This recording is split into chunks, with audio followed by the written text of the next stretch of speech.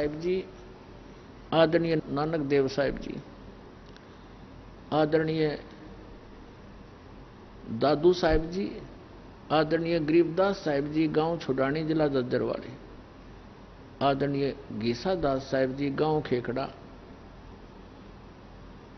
और जिला मेरठ, उत्तर प्रदेश वाले, इनको परमात्मा सीधे आकर मिले थे। जैसा कि उनका विधान है, जैसे वेदों में आपको बहुत बार दिखाया है कि वो परमात्मा ऊपर तीसरे मुक्ति धाम में रहता है और तीसरे मुक्ति धाम के भी तीसरे पृष्ठ में यानी स्थान पर, ऊंचे सबसे ऊपर वाले स्थान पर विराजमान है। वहां से वो चलकर आता है, अच्छी आत्माओं को, नेक आत्माओं को, जो दृढ़ भक्त होते हैं उनको मिलता है। उनको मिलते हैं तो फिर उनको किस उद्देश्य से आते हैं? तत्व ज्ञान कराने के लिए वो वहां से चलकर आते हैं।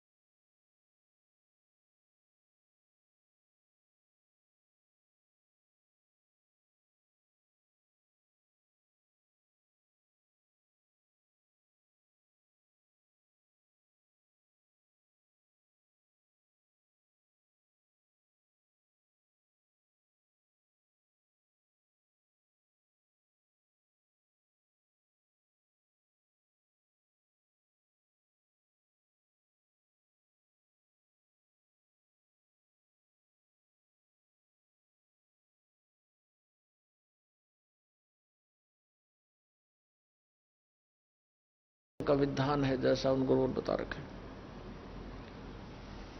तो वहां धर्मदास जी को परमात्मा एक जिंदा महात्मा के रूप में मिले।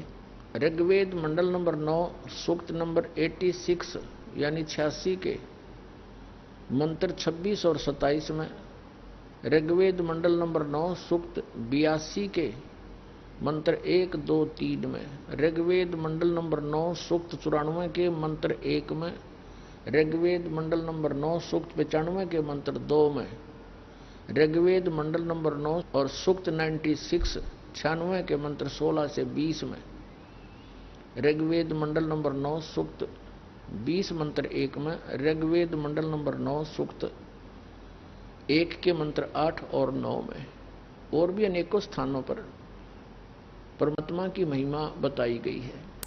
वेद ज्ञान दाता वही है जो गीता ज्ञान दाता है। वेद ज्ञान ब्रह्म दे रहा है, वो स्वयं कह रहा है कि वो परमात्मा ऊपर तीसरे मुक्ति धाम में रहता है और वहां से गति करके आता, चल के आता है। वो अच्छी आत्माओं को मिलता है। उसके आने की, पूरे विश्व को संभालने के लिए परमात्मा 3 स्थिति में विद्यमान रहता है।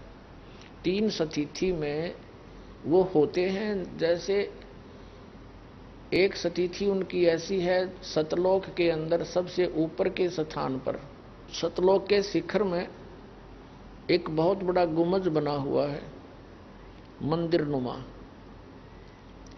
और बहुत बड़ा सफेद कलर का है, जैसे संगमरमर। यहाँ तो कोई उदाहरण है नहीं सफेद संगमरमर हो, इसे तो घना सुंदर है, वो तो वर्णन ही नहीं कर सकते, फिर भी एक उदाहरण के लिए बताना पड़ता है।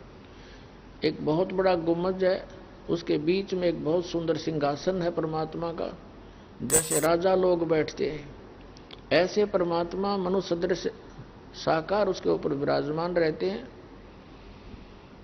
उनके सिर पर एक सुंदर मुकुट है, बहुत सुंदर मुकुट है, और ऊपर एक छतर है, सफेद छतर है, जैसे छतरी बना रखी है बच्चों ने। विशाल काय शरीर है मालिक का, और एक रोम में, रोमकूप कहो, रोम तो बाल को बोलते हैं, लेकिन जहां रोमकूप इसको बोलते हैं जो छिद्र होता है बाल का, एक रोमकूप में इतनी रोशनी है, करोड़ सूर्य करोड़ चंद्रमा मिला दे तो भी उनकी दोनों की मिली जुली रोशनी भी कम रह जा।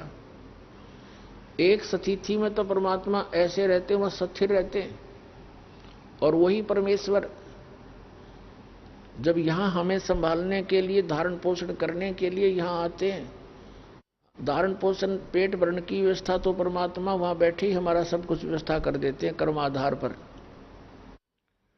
वो आते हैं हमारे को अध्यात्म ज्ञान बताने के लिए कि तुम कौन हो, यहां क्यों जन्म और मर रहे हो, तुम्हारा यहां पर कौन सी वस्तु आपकी है जिसको तुम अपना माने बैठे हो। इस भूल को मिटाकर तत्व ज्ञान से हमें जगाकर और सतनाम दे करके सतलोक जाने की एक व्यवस्था करते हैं, बताते हैं। तो वहां से चलकर आते हैं, तो वहां से आने की उनकी दो स्थिति हैं।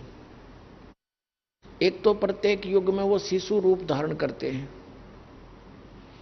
एक लीला करते हैं, सतलोक से चलकर आते हैं, कमल के फूल पर किसी सरोवर में, वन में, गांव से बाहर, नगर से बाहर, वहां आकर के कमल के फूल पर एक नवजात शिशु का रूप धारण करके विराजमान हो जाते हैं और उनको निसंतान दंपत्ति उठा ले जाता है।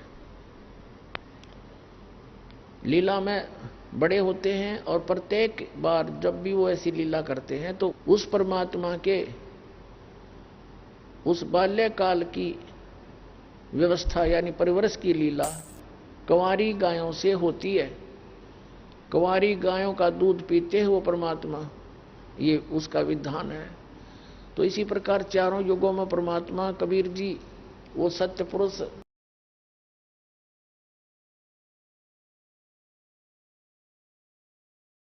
जो सतयुग में सत्सुकृत नाम से आए, त्रेता में मुनिंदर नाम से परमात्मा प्रकट हुए, द्वापर में करुणामय नाम से प्रकट हुए, और कलयुग के अंदर वो परमेश्वर अपने वास्तविक नाम कबीर देव, कबीर साहब, अल्लाहू अकबर का ही नाम रखकर वो स्वयं प्रकट हुए। कमल के फूल पर जल में आकर विश्राम करने के कारण परमात्मा नारायण कहलाते हैं। नारायण का अर्थ होता है जल के ऊपर निवास करने वाला। अब उस परमात्मा की प्रभुता भूलकर हमने श्री विष्णु जी को